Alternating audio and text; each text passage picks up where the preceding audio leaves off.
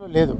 అలాగే వేసినటువంటి వరి నాట్లకి వ్యవసాయానికి గాను కావలసినటువంటి ఎరువులను కూడా అక్కడ ఉన్నటువంటి అగ్రికల్చరల్ అసిస్టెంట్ల ద్వారా ఏ రైతుకి ఎంత ఏమవుతాదు ఎరువు పడుతుంది, ఏ రకం ఎరువు అవసరం పడుతుంది అనేటువంటిది లెక్కలు తీసుకొని వాటిని బుక్ చేసి నేరుగా రైతింటికి పంపించేటువంటి కార్యక్రమం వైసీపీ ప్రభుత్వం ఆ రోజు చేపట్టింది. రైతులకి ఎక్కడా కూడా గడిచినటువంటి 5 సంవత్సరాల వైసీపీ పాలనలో రైతు ఎటువంటి ఇబ్బంది లేకుండా విత్తనం నాటిన దగ్గర నుంచి ఎరువుల దగ్గర నుంచి పండించినటువంటి పంటకు కూడా గిట్టుబాటు ధర కల్పిస్తూ ఆ పంటని సేకరించినటువంటి దానికి ఇన్ టైంలో పేమెంట్ చేసినటువంటిది ఆ రోజు వైసీపీ ప్రభుత్వం జగన్మోహన్ రెడ్డి గారి ప్రభుత్వంలో జరిగింది.